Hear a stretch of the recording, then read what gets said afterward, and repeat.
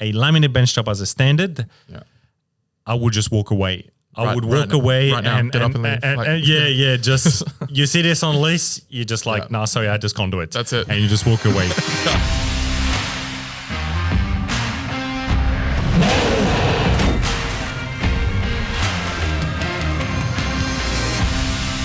Hello and welcome back to the #1 home building podcast in Australia. This week, we've had a long debate about what we're going to actually talk about. And we thought we've given you loads of suggestions and loads of things that we feel you can do to help improve your home and learn about home building and what to do. But we've never actually done something about what not to do and what not to include. So we thought this episode, although we do have a lot of points and a lot of topics today, that we thought we'd try and knock out around 20 of the things we think you should not include in your new home. So yeah, we'll do something a little bit different. And sounds good. Let's go. So as usual, do we want to quickly introduce ourselves before we get into the dot points? So do you want to kick us off? Chris Baptista, Director of Homes by CMA, one of the best and biggest builders in Queensland. And we've built over 1,000 homes now. Love it. Love the enthusiasm. So my name is Jaiden Peters. I am the Marketing Manager for Homes by CMA. So we've got 20 points we want to try and share with you guys today. Number one being 600 millimeter appliances. Now, in my opinion, this is definitely a no-go when it comes to building. Even if you don't cook. Yeah. You still should get a 900. That's it. Yeah. Even if you don't cook, 900 is still the way to go, right? Definitely. The sad part is obviously a lot of builders still offer 600 millimeter appliances as standard. But yeah, like 3 points in terms of looks. A 900 looks so much better. In terms of practicality. I know for those that don't cook, obviously it doesn't apply. But for those that cook, you get so much more space in a 900. Yep. And in terms of resale. Yes. Because, again, we have 900 appliances as standard. And when people walk in, it's like, wow, how big is this cooktop? That's it. And there's so many more options. Like if you wanted to go like something where it's like built in or inducted or any of that, like there's so many things. But Give me an induction. That's what I said. What did I say? Inducted. Oh, wow. Induction. I was like, yes, this is your first day. Come in for your induction. Yes. Yeah. Induction cooktops. Thank you. Appreciate that. Cool. So let's move on to number two. I do this shit all the time. So I'm the worst. So when I hear, I'm like, I can pick on someone. Yeah, that's it. The tables have turned. That's it. So number two that we think is an absolute no-go is 400 by 400 tiles or 450 by 450, whatever you want to say. Definitely think they're out of fashion, and especially with like the rectified edges and that. I know you hate it. The only reason that they standard with most builders is because they're cheap and they're cheap to buy and they're cheap to lay. Yeah. But usually something that's cheap is not going to look good, and this is a prime example. That's it. So definitely, if you are going with tiles, 600 by 600, I would go with this as a minimum size and rectified edge. Again, for those that don't know, rectified edge is a square edge tile as opposed to like a beveled edge. It just gives it that really slick look. Yeah, whether you go matte, whether you go gloss, it just looks amazing. It does. Makes it look like the floor's floating. Oh, for sure. So good, right? For sure. The grout lines are going to be small as opposed to the bevel edge tiles, which have really wide grout lines. It just doesn't look right. Yeah. It looked right maybe 50 years ago, but it doesn't look anymore. Yeah. That's it. Like you said, like, the construction and industry has come so far now, and like the modern trends and everything like that, so far. Yeah. One of the other things I think, which brings us on to number three, is when you go over to someone's house and they still have like a bit of a narrower entryway, so like a smaller door, it's around like the 800 millimeter doors. I definitely think 1200 is a must. Oh, 100%. Yeah. And again, I think it just, like you said, it's wider, it's going to be easier to move in, and it just makes your facade look better, right? It's grand. Yeah. So whether you're welcoming guests, whether you look at your front facade, it just looks amazing, I guess. And again, usually it's not that expensive to upgrade to a 1200 door, but it just looks $1 million. So yeah. For sure. So that brings us to number four, and we're just sort of cut through the chase here. But number four is when you have built-in baths as opposed to a freestanding. Personally, I think the freestanding is so much better, like the built-in ones. And obviously, people like to argue that it's harder to clean, but yeah. Yeah, I mean, I personally think the built-in is actually harder to clean. By the time you get your tiles around and your silicone around and the water gets there and you got to clean the water, yes, the freestanding bath has a bit of a gap at the back, but all you need to do is get some kind of mop and it's done. Exactly. But it's all one structure. There's no silicone on top. It just looks neat. Yeah. It's usually bigger. That's it. So if you're really tall or you got kids, that bath is just so much so bigger inside. Yeah. And it just looks wow. I feel and we've done that where we got a bath, a bathroom with a built-in bath and a bathroom with a freestanding bath. I mean, it could be exactly the same bathroom, but the other one's gonna look so good. So good. And it just appears like a bigger room for some reason because you don't have that bulky sort of built-in. For sure. Yeah. For sure. Cool. So and also another good point that most people don't think about is if you got kids and they drop something, put a massive dent in it. Yeah. Built-in bath, a lot harder to fix. Freestanding bath, a lot easier to fix. That's it. Good point. Which brings us to number 5. So a lot of builders just have plain concrete in their porch or their al frescoes and everything like that. Not even. Not even. That's it. Yeah. A lot of builders have dirt. Yeah, that dirt. Then you can upgrade to plain concrete. Yeah. And then you can upgrade to plain concrete and tiles. That's it. So definitely don't recommend dirt. Yeah. It has its use. But no, I would not recommend. That's it. Like if you've got like a paddock or something.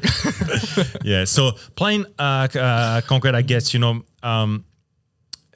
it's good, but and it serves a purpose. It's going to be better than dirt, I guess, but it's just not going to look finished, and that's the problem with it. Yeah. You tile your fresco, you tile your porch. It looks finished. It's easier to keep clean. You put a nice table, some chairs in it, and it just looks finished. For sure. And particularly in terms of resale, it's just so much better. Yeah, it looks so nice, right? Awesome. So that brings us to number 6. Number 6, in my opinion, especially in Queensland, is an absolute must, and that is aircon.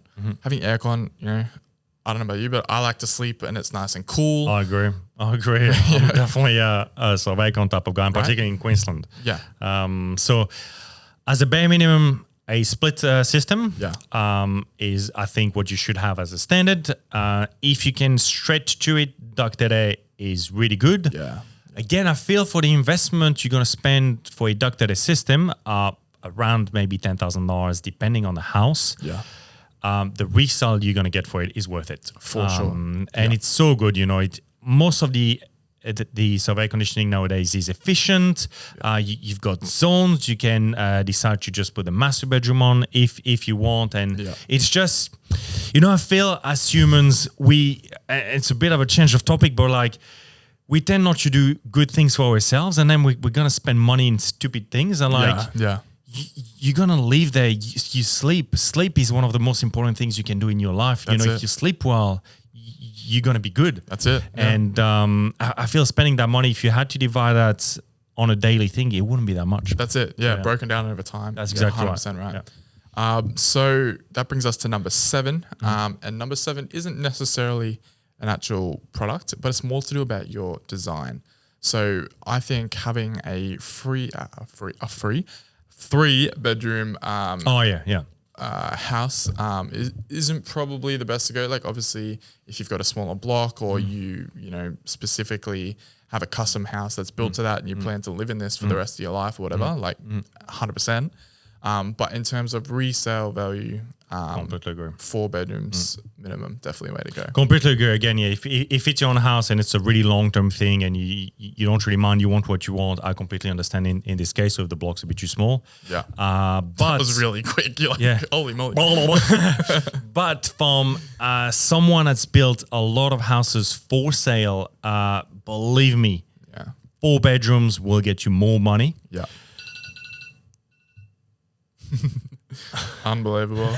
Alarm going off midway through a podcast. It's the end of the podcast. No. How rude. But 4 bedrooms will get you more money.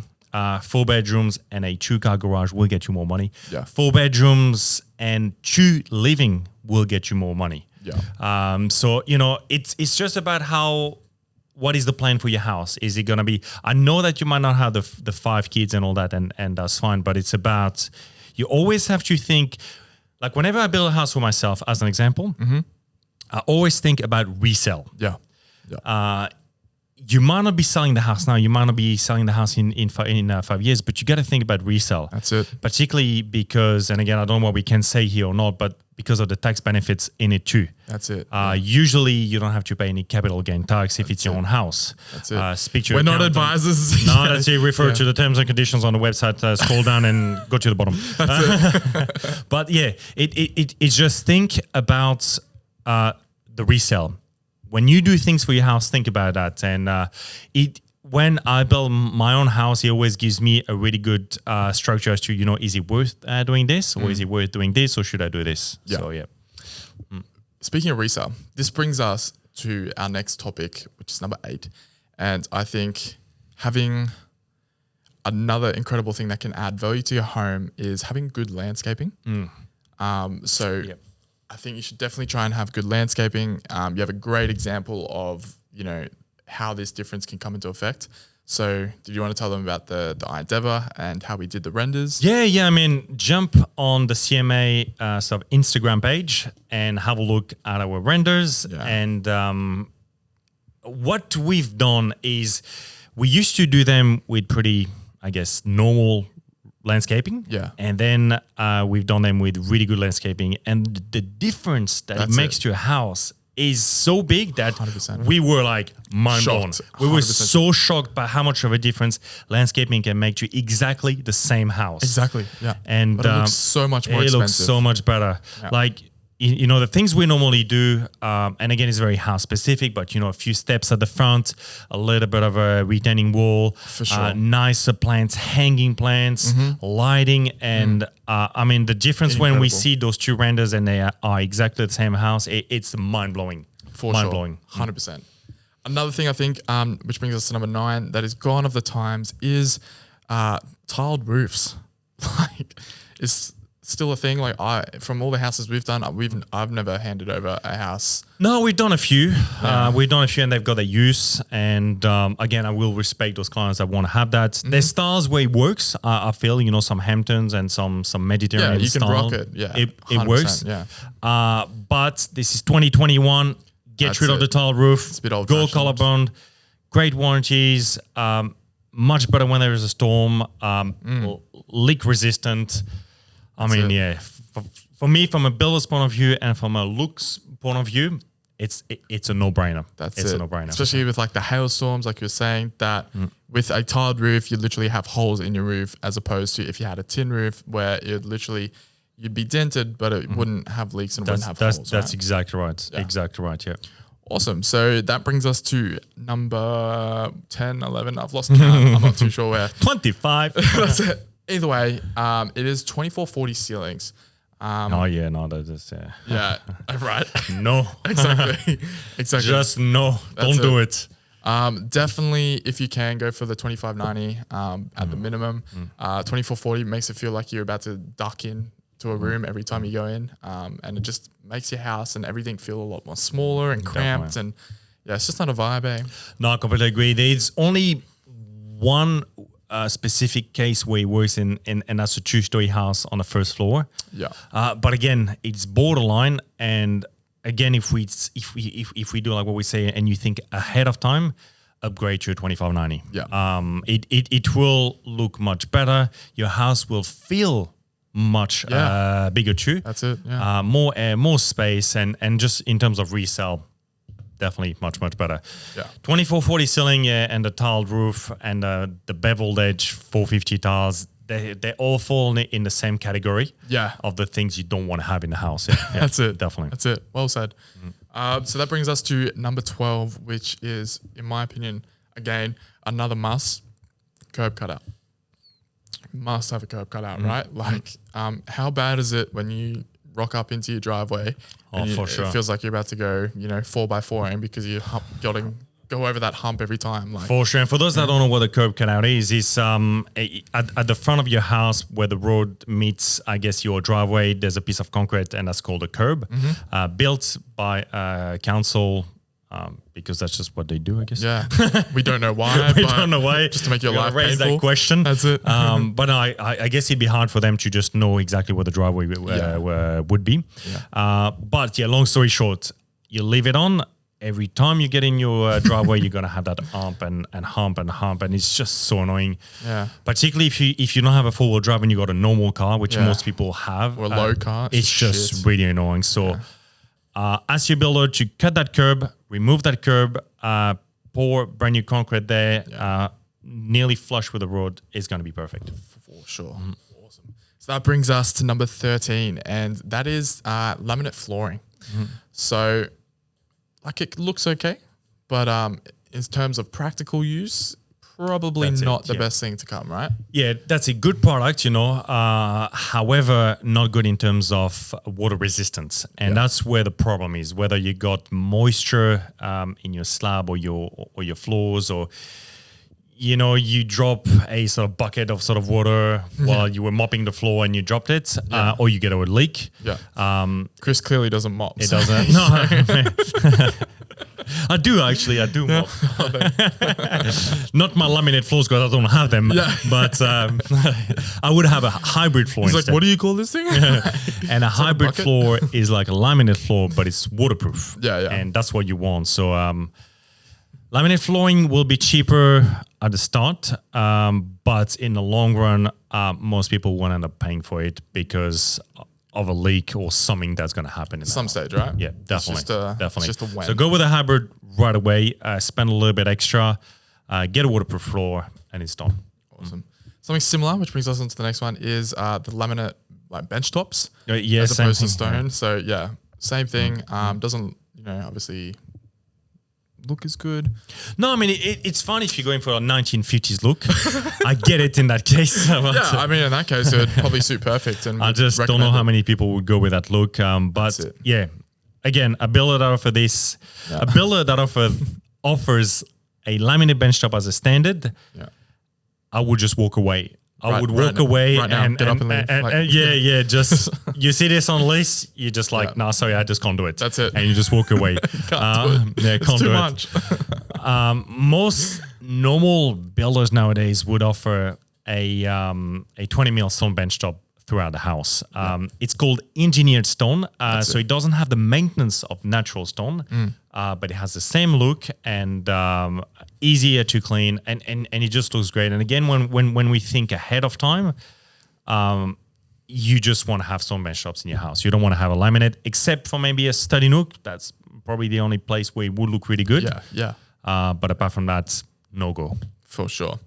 So that brings us to number 15, which is to not have a shower niche, which often leads to a lot of awkward situations in the shower. So it's probably best to just have a shower niche, right? Well, yeah, you know what I thought? Not having a shower niche is like having a vanity with no doors.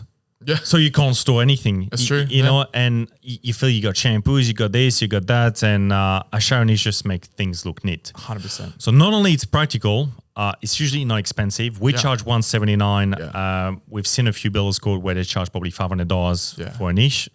But, it's still worth it, I think. Yeah. If you have to go with those builders. Yeah. If you have to. Yeah. Twist your arm. But yeah, that's it. So it's practical. It looks good. And it looks good not just because, like, say if you had two showers and exactly the same, say one tiles, one's got a niche and one hasn't got a niche, the one with the niche will look so much better. For sure. Put a nice black trim around it. Yeah, it's going to pop and it's going to look amazing. For sure. That's exactly right. So it's practical and I just feel shampoos on the floor. It's just... That's it. Like you said, you can get all the cool trims. For sure. So like you said, you got the matte black. For sure. We've seen like the matte white looks super cool. Matte white, or you got brush brass or chrome, whatever it is as Definitely. well. And you can also switch that up into a shelf. So it's like a wall-to-wall niche, but with no top. So it's just a shelf and you can even store more products and it looks great. It looks great. I think it adds like a bathroom is usually 4 walls and it's just flat. Yeah. I think a niche just adds a bit of texture to this sort of bathroom. For sure. And it just breaks up all the 4 like square flat walls. That's it. So a lot of time people add that to a bath too. Yeah. Like you got your freestanding bath, they might put a niche. Imagine you just nice hanging plants. That's it. When you have a bath, put a candle in there. Right. Looks incredible. Done. Put your glass of wine in there. What a move. For the ladies, done. That's it. That's it.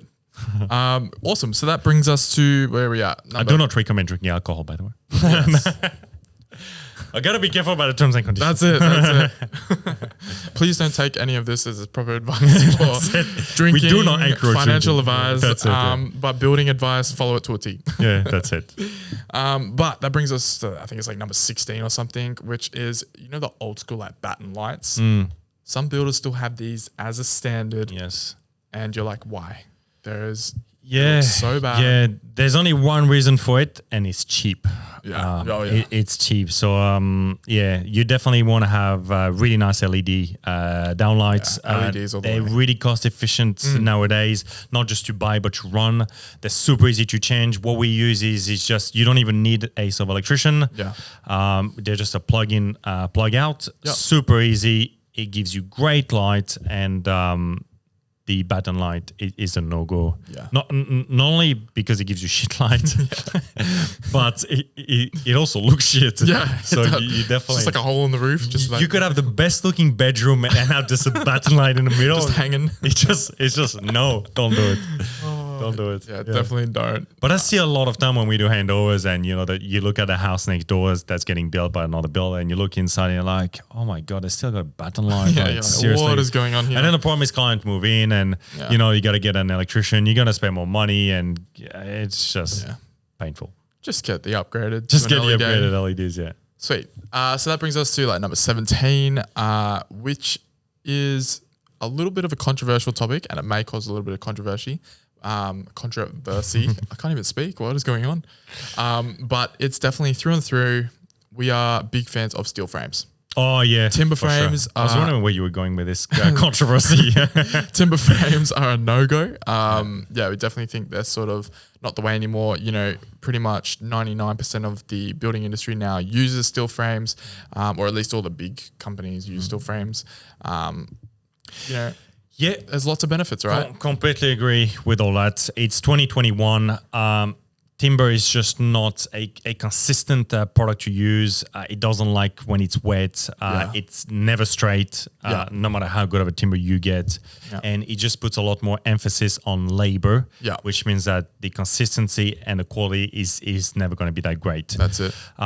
Steel is also recyclable. Yeah. So that's also a great Recyclable. Great it's plus. Termite proof. termite proof. 50-year warranty. And with again, if we TrueCore. think of the long-term termite proof, it's a big thing because Australia's got so much of those bad boys. For sure.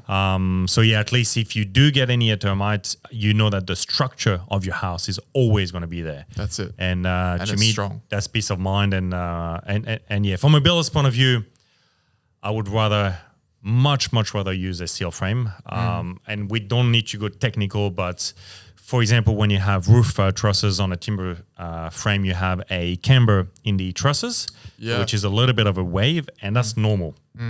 But that also means that your ceiling is never flat. Yeah. And to me, I like precision, I like straight, and with Crisp. steel, that's what you get. Yeah, for sure. So that brings us on to number 19, which is one of our last. And for me, this is an absolute must. I use this every single day. I'm not too sure about you, but it's having a fridge tap. Oh, yeah. So No, I mean, I don't use my fridge tap, but that's just because it's me. he actually doesn't drink any water at all. He just bases himself off food. I'm a machine. That's it. No, I completely get it, and I recommend it, and that's because most fridges nowadays have a fridge connection. It makes sense, right? For your water, for your ice cubes, it's just a normal thing now. So Most of them even got like TVs and stuff built in now. Like you can connect to your phone. That's exactly right. That's exactly right. And again, it's one of those things that once the house is built, it's just very, very hard to add if you need to add it on. So for the small cost that it is, we charge $149.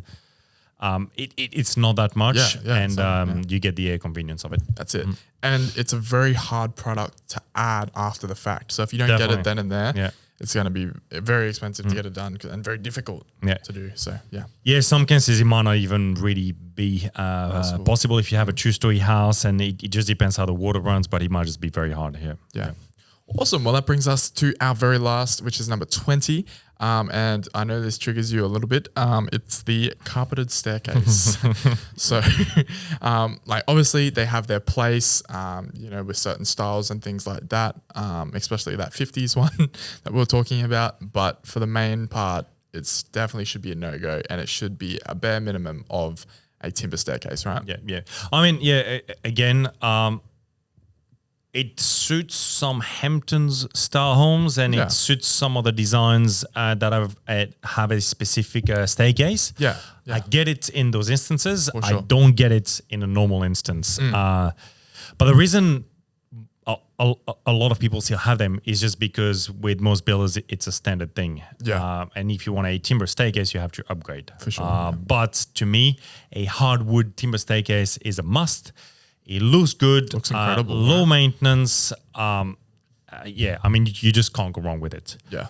While carpets, it might look okay. Not that I even like it, but it might look okay when it's new. It's not very durable. It's not very durable. You will most likely need to clean it all the time, change it. And that's because, like a staircase is such a high traffic area that it just, and particularly if you have kids, For sure, yeah. I think the carpet on the staircase is That's it. Timber's definitely the way to go. definitely. Looks a lot better.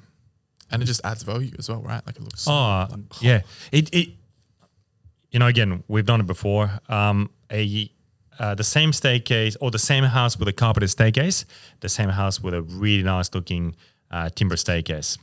It changes the whole thing. Worlds apart. Changes the whole thing. That's it. Yeah. Awesome. So that pretty much concludes the 20 that I had. Is there any that you can think of before we head off when we get out of here that you want to include? I mean, there's always lots of stuff that Yeah. that I see still nowadays, and it blows my mind that people still do it. But I guess Vertical blinds. vertical blinds, they work in an office, and even then, I'm not a big fan of it. But it's just, I guess, if just think of it that way. Just think about resell. Think about what's going to get you more money for the house, and think long term. I know that sometimes some of those products might be cheaper to buy now, like the laminate flooring and the laminate benchtop, but then in the long term, they might actually cost you more. That's it. So they are worth the investment now. And particularly, again, like we said with the fridge tap, things that are going to be much harder to do once you move in. That's it. So, For sure. and then costs you a lot more. That's Yeah, it. Yeah. Awesome. Well, there you have it. There is our breakdown of some things of what not to include in your new home, and some great alternatives there as well. We hope you enjoyed this podcast, and we will see you next week with a brand new episode. Sounds good. Okay.